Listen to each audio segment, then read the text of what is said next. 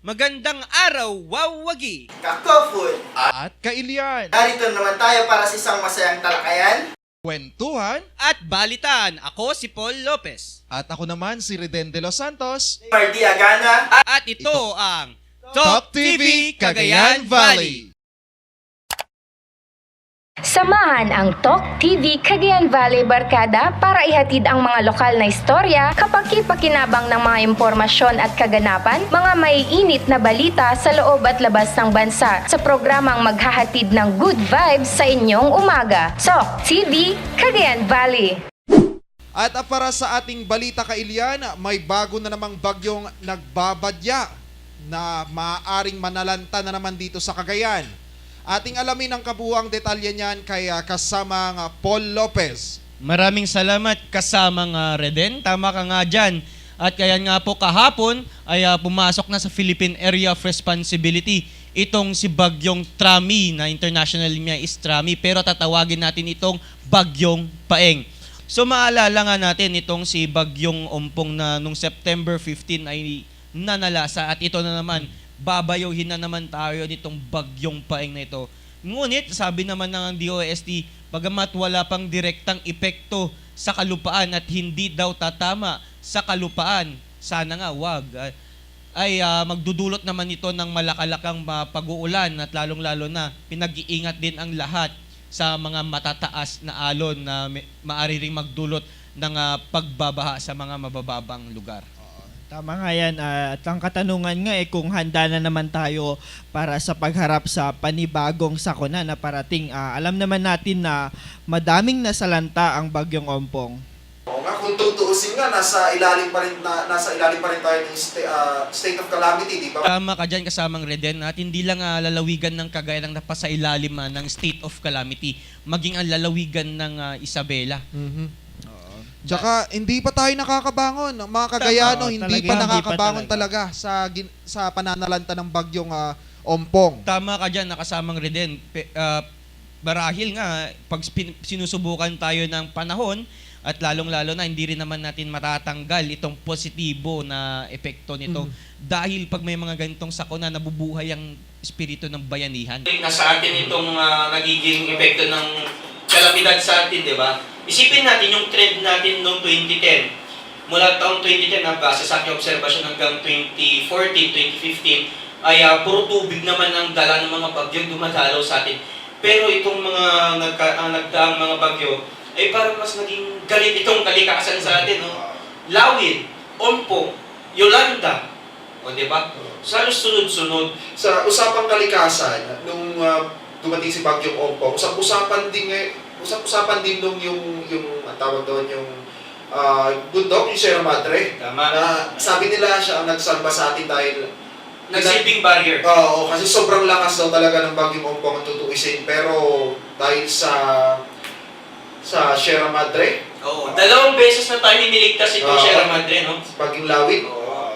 Tsaka Bagyong Ompong, siya talaga yung naging shield natin para hindi tayo mas lalong salantahin ng mga bagyo. Kaya kung iwasan natin yung paggawa ng mga illegal mining. Pagputol ng kahoy. Ikaw, sa tingin mo, gaano pa ganun ka sagana itong ating mga bundok, where in fact halos araw-araw ay linggo-linggo ay may mga naririnig tayong mga balita nga, may mga pumuputol o mga nagpupuslit ng mga kahoy, lalo-lalo na dyan sa kabundukan ng Peña Blanca, Pagcao area. Ayan, masasabi ko lang din is that yun na nga, at patuloy pa rin na kahit ganun na nga lang na sinasalanta na tayo, ay maging aral na yun sa atin na dapat pahalagan natin ang ating kabundukan. At nakikita ko din na narinig ko yung balita na nakakalbo na daw ang mga puno sa Sierra Madre. Tama ka dyan. At saka yun, dapat talaga nabigyan pa ng ating government ng mas mahigpit pa upang sa ganun ay hindi maputol yung mga kahoy na at magkaroon ng reforestation. Mahigpit na pangangalaga. Tama ka dyan. Kung meron nga war on drugs, sana meron na mga war on deforestation. Maganda yun, para mapangalagaan talaga natin ang ating mga kagubatan. Sapagkat sa huli, pag pinutol na natin ang mga puno, marirealize natin na hindi natin kayang kainin ng pera. Tama. At syempre, Man forgives, but nature doesn't forgive. Tama yan. At yan po, pwede nyo po kaming subaybayan, tutukan at ilike ang aming Facebook page, Shareable News PH. At pwede nyo din po kaming makita sa YouTube channel, Shareable TV. At pwede nyo kaming panoorin sa Clearview Cable TV, Channel 8. At sa aming contact number naman ay pwede nyo kaming tawagan, i-text sa 0905-774-3669. At ayan po, magbabalik kami makalipas ng ilang paalala.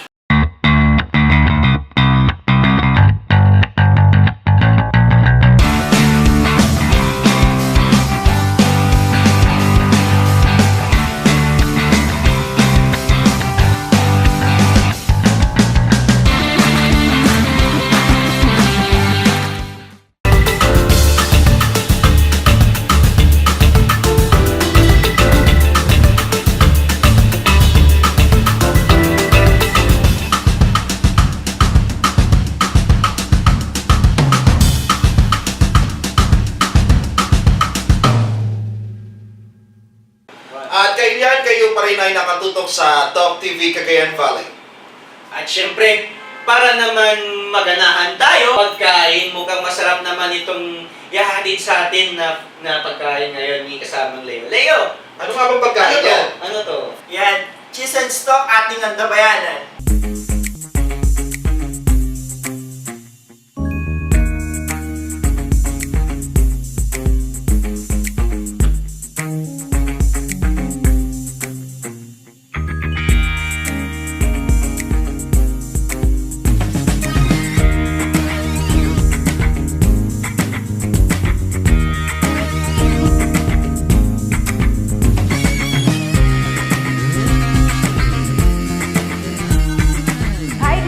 Padilla, and we are now here at a Cheese and Stalk Artisan Pizzeria in Tuguegarao to taste their 4-cheese pizza, lomi, and pancit badil pato. Cheese and Stalk is an artisan pizzeria serving assorted pizza such as loaded meat and veggies, beef and bacon, and beefy mushroom. So Cheese and Stalk is a fusion of cuisines. They have Italian, they have Filipino, and other Asian dishes that is well received. I particularly like the ambience of this restaurant, which is very millennial, which is great for meetings also, and group bonding and family dining. It is located at the back of St. Paul University here in Tuguegarao City. So let's review their food, and I will tell you later why you should go to this particular restaurant.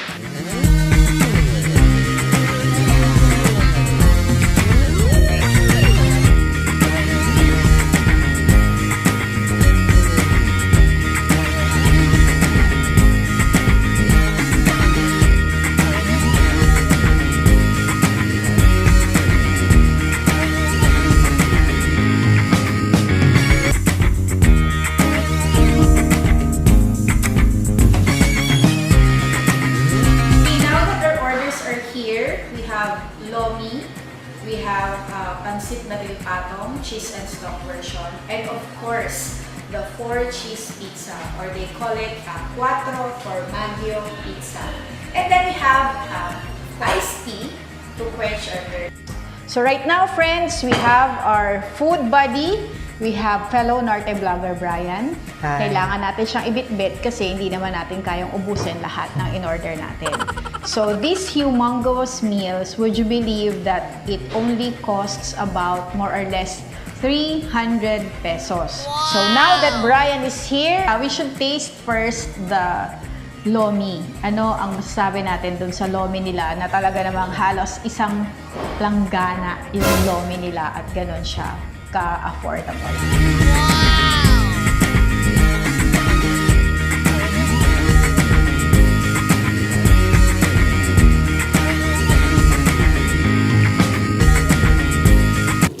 I like it. Malinamnam siya. Matitikman mo yung lasa ng chicharon at saka yung crab meat. Nice. I'm not a fan of lomi, especially in this hot city. So the reason why I like their lomi is that it's saucy, It's thick, and then yung noodles niya, hindi ganun ka-intimidate. Ito, hindi siya intrusive. Like, parang yung tang mo, free siya na matitikman yung other ingredients. So, hindi siya crowded, like yung super thick na lomi. Pero gusto ko siya kasi bukod sa malasang-malasa yung kanyang soup, that's why I particularly love their lomi here in Cheese and Stalk.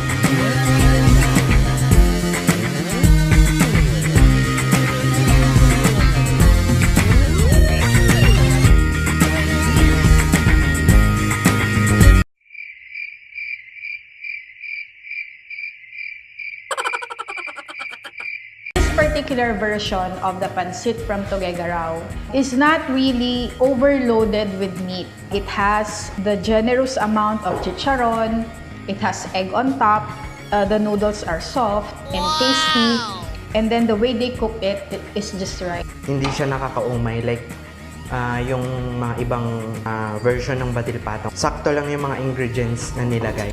I like it.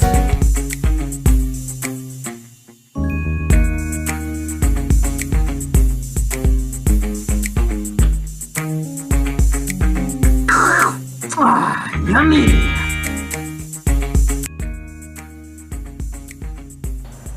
Sarap talaga ng pork cheese. Two things. Pizza girl and cheese. Sarap. Para siyang bonus. So, ito yung tipo ng pizza na lagi namin binabalik-balikan dito sa Cheese and Stalk. Pag may sakit ka, nalulungkot ka, masaya ka, you're going to celebrate, ito yung dapat yung staple. Pero sa akin naman, gusto ko yung itsura niya, thin yung crust niya. Gusto ko rin yung lasa niya kasi at saka may parang hinalong konting asin. To come and taste their delicious offerings here at Cheese and Stalk.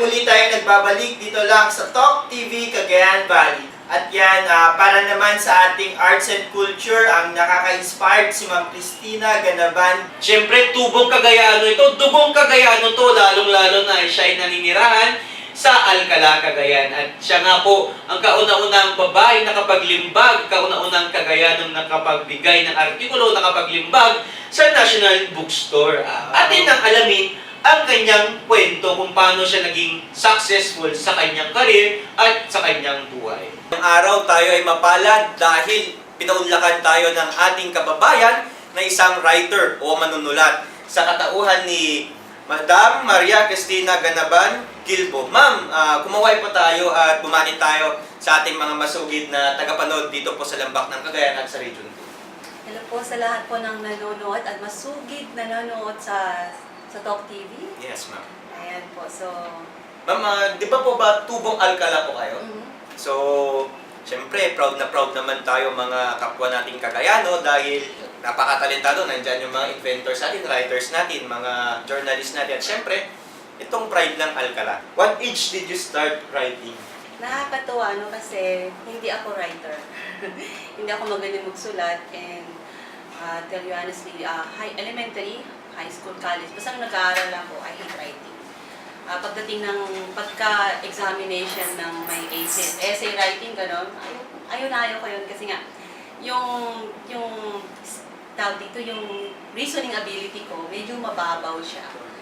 So, every time na nagkakaroon ng essay writing, napakababa, either 1, 2, mga ganun, out of 10 yung essay writing. So, hanggang sa dumating yung, nung nag-start ako bilang isang entrepreneur, dun ko parang, and then I started like inspiring people, hanggang sa, I started writing, and then, pero yung pag-write ko, parang magulo pa rin siya. But then, every now and then na nagtutalk ako, inspirational talk, lagi kong marami akong nakakalimutan sabihin. And then sabi ko, why not put in writing para hindi ko makalimutan, ganito, ganyan. So I started writing, pero actually I started dreaming to be a writer when back in 2014.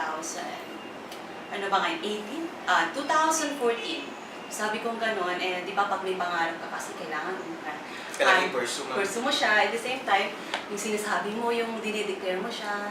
And then sabi ko, I want to be a writer. But then back in my mind, sabi, paano magiging writer ayaw na yung magsulat, di ba? Kulelat ka lagi sa exam ng essay, gano'n. But then, habang tumatagal siya, parang yung pangarap na yun, parang mas nabubuo siya. Christina, you'll become a writer. So I started writing, actually the first chapter. And then, nung sinulat ko siya, okay naman siya. But then, I tried writing and then wala pa rin. Ayaw. That was 2016 na. Pero every now and then, sinasabi ko sa tao, I'm gonna be a writer. I'm gonna be an author. Pero, at the back of my mind ulit, paano kayo mangyayari yun? Hanggang sa, actually, last year, when we went to the US, nung magbakasyon kami, or eventually mag-move na sana kami doon, naalala ko, susulat ako. Try kong i-check yung sinusulat ko, and then I printed it out, yung first chapter lang yun. And that was 2016 ko pa naisulat. So nakakatawa kasi nung print out kong ganon, we stayed in the family house of my husband. And that time, I didn't know that yung na-print ko, nabasa ng father-in-law ko. Wow. Yeah, nabasa niya. And then the following day, may sinasabi sa akin, and then, sabi niya ganun, this is so good. What do you mean? I said, I read your write-ups or what you're writing. And then from there, parang something inside of me was awakened. Parang ganun, wow, Amerikano, nagandahan sa sulat ko, parang ganun siya. So you were astonished that time, ma'am? Yeah, sobrang namin. Talaga, so ganun pala yun. Sometimes, it's like a dream inside of you that it's just there, but then something, just parang one encounter, parang mabubuhay siya. Nung sinabi niya yun, parang sobrang na-ignite ako. Kasi nights before that, I was really crying. I was actually crying kasi I was praying to God, bakit mo binigay sa akin itong pangarap na to? And bakit, hindi ako marunong magsulat, hindi ako ganun kagaling. Bakit? Pero itong pangarap na sobrang lumalaki na parang hindi na ako nakakatulog, gano'n. And then, at that time din parang something like, parang yung whisper na, trust me, parang, I started writing. And amazingly, I was able to write the book within the month. Napakabilis. Eventually, mahirap magsulat ng libro. Tama. Kaya ganun pala yun kung meron na talaga sa'yo, it's just awaken. It's a matter of time na ma-awaken siya. And syempre yung tinatawag na willingness mo to do what you are called to do, parang ganun. Anong naging inspirasyon mo sa pagsusulat ng libro na ito? Ang nang-inspire sa akin is every time when I speak in front of people, kasi nga since speaker ako ng company and then we travel around the Philippines and I also do my events or like nagagather ako mismo ng parang conference ko. Just like what will happen by next week. Nasa Hong Kong ako actually. Parang magpa-plan na ako. Ayan, next week nandun ako sa Hong Kong. I actually did or created an event to na parang women's conference. Ako mismo lang yung gather ng mga tao. Yun, so, yun ang na-inspire sa akin kasi every time nga na nag-speak ako, people always say that, you inspired us. It's very inspiring na rin yung napapaluha kasi they're very, very ignited sa kwento ko and then yung mga sinishare ko sa kanila hanggang sa sinabi ko. So parang yun yung naging parang push sa akin, Christina, you can do more out of that. Parang out of my writing, I believe so that I can connect more to people and inspire more people or maybe able to yung tawag dito yung mas lalo nila kasi they're reading it already. Kasi minsan pag narinig mo lang, narinig mo, na-inspire ka, but then nakakalimutan. But the motivation is there. Yeah, it's still, the motivation is still there. At syempre po, more kwentuhan po tayo matapos ang ilang paalala. Diyan lang po at kami magbabalik.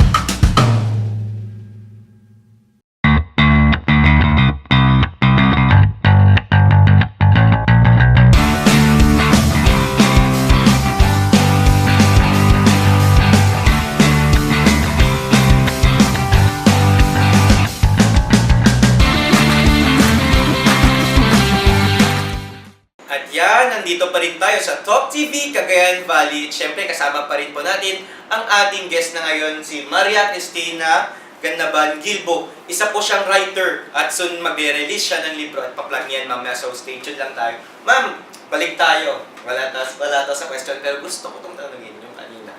Bilang motivational speaker, paano mo nagagawa ang isang speech mo? Out of nowhere ba? Or out of the blue? Or pinaghahandaan mo? One thing that really motivates me to speak in front of people is that my brother always tell me na pag hindi ka magsalita sa harapan, hindi ka yayaman. so parang doon ako na-challenge kasi bilang isang entrepreneur or marketer or nasa direct selling or network marketing, doon ka talaga, kailangan mo talaga mag-talk. So doon ako na-amot, kailangan ko i-pinupush. Napakalaking pangarap ko.